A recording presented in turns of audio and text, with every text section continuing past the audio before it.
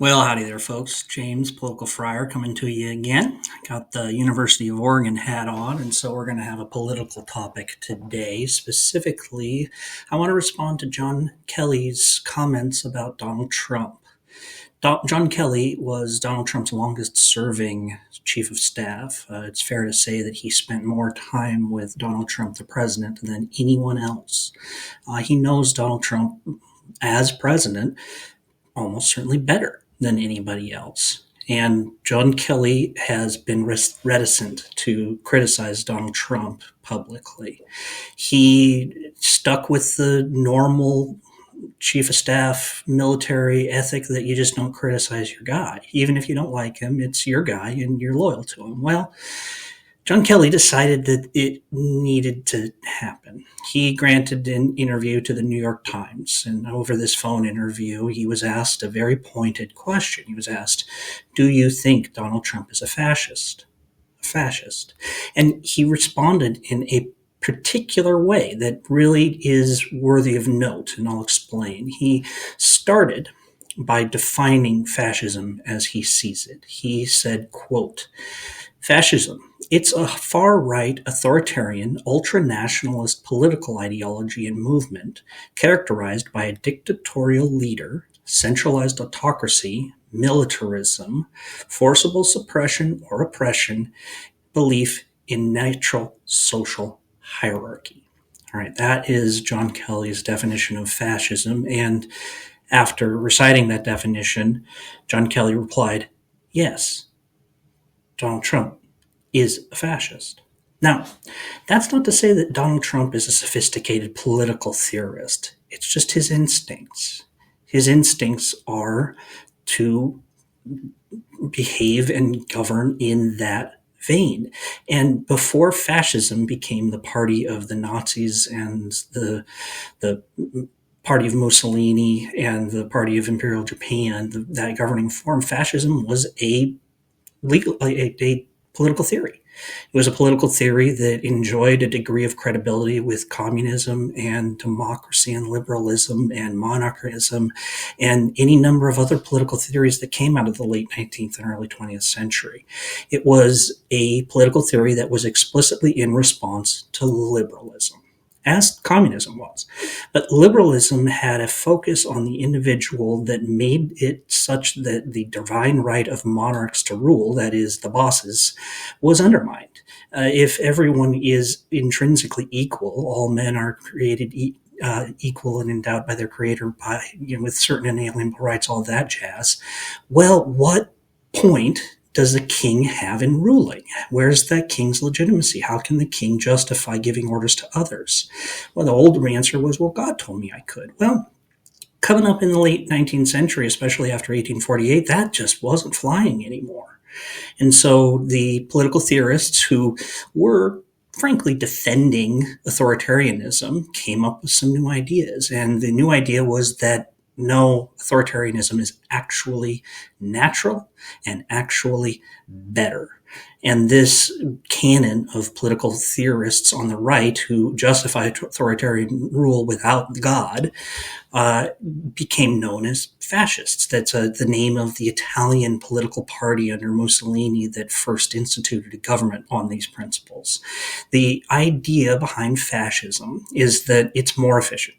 You ought to go ahead and have one person make the calls in the end. Of course, that one person is going to be surrounded by advisors, and of course, there will be some delegation of that person's authority, and there'll be a certain oligarchic bureaucracy that grows under that one person. But in the end, you ought to have one person have the buck stop with them. And there shouldn't be all this messy democracy stuff getting in the way of that one person doing the right thing.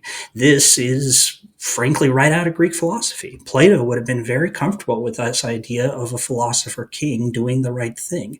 And Plato would have justified it by saying that, well, some men have copper poured into their souls, some men have silver poured into their souls, and some men have gold. Well, fascism really is based on that idea, the idea that some folks just are better than others. And in that they are better than others, they ought to rule. Well, that works really well for the early 20th century, where Darwinism is starting to take hold, and you still have a very strong racial academic practice trying to define the differences between humans, and it became popular. It was a entirely legitimate way of thinking. We had many fascists in the United States, Charles Lindbergh among them. The first America First movement was populated with fascists. Well, it's not at least, it's at most ironic, if you don't see it as sinister, that Donald Trump's movement says America First. It is fascist, and that's not a slur. Now, we understand that Godwin's law, which we've made a video on, says that the first person to invoke the Nazis in an online conversation is immediately the loser of that online conversation. It's not a slur to call somebody a fascist if you understand the meaning of the word. The meaning of the word is that it is a political philosophy which prefers an authoritarian, ultra-nationalist movement characterized by a dictatorial leader, centralized autocracy, militarism, forcible suppression of opposition, and belief in natural social hierarchies. So think of the metals of the souls as the natural social hierarchy that Plato talked about. Think about forcible suppression of opposition. Well, that's just efficient. Is it fair that this minority, loud minority, is allowed to disrupt the good life of the silent majority? Can we really say that having boisterous protests for things that are fringe, that block traffic, is a good idea?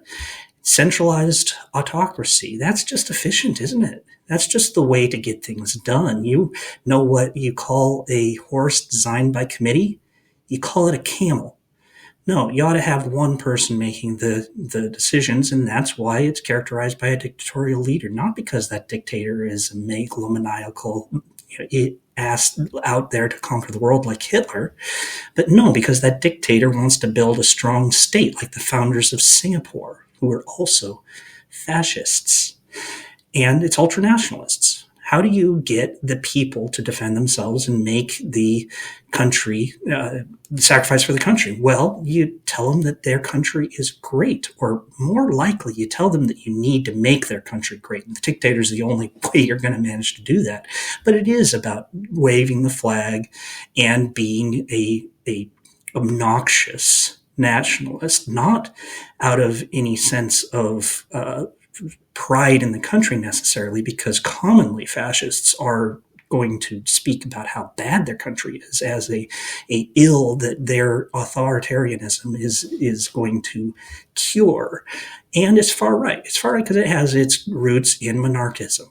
It has its roots there because in the end, the conclusion that fascist theorists wanted to come to was that there ought to be one person in charge.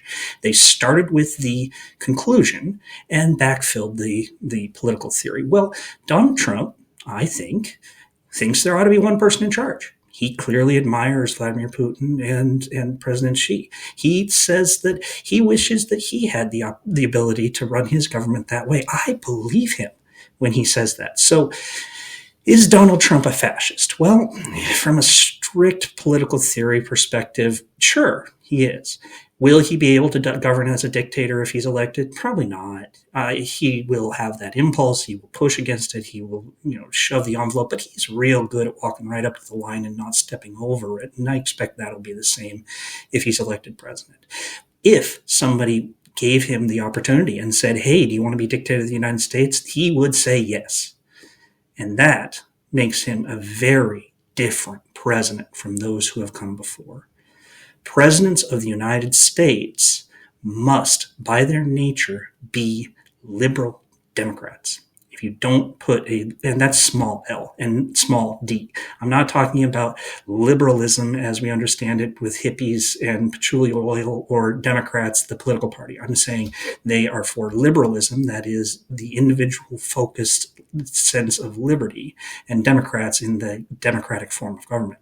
Well, he's not. He's neither a liberal nor a Democrat. If he didn't have to run for office to get power, why would he? What sucker wastes all that time?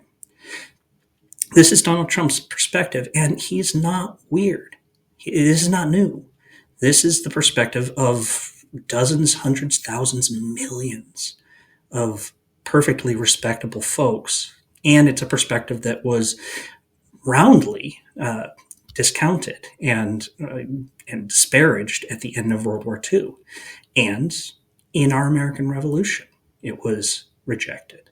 It said that we have a country based on individual rights and the governmental form of public participation. I mean, we have a republic because democracy is a bad word, but in the early 20th century, we started just calling it democracy. That's Woodrow Wilson for you, giving us a slight misnomer, as many Republicans are happy to point out. We aren't in a democracy. Just shut up.